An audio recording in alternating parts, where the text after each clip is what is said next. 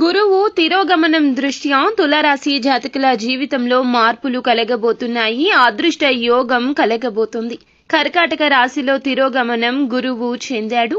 ఇదే స్థితిలో వచ్చే ఏడాది అనగా 2026 సంవత్సరం మార్చి 11వ తేదీ వరకు ఉంటాడు. గురుగ్రహం గౌరవం ధనానికి అధిపతి. ఈ గ్రహం వక్రగతిలో ఉండడం వల్ల ఇప్పుడు దీని ప్రభావం ఈ రాశి వారికి చాలా రహస్యంగా ఉంటుంది.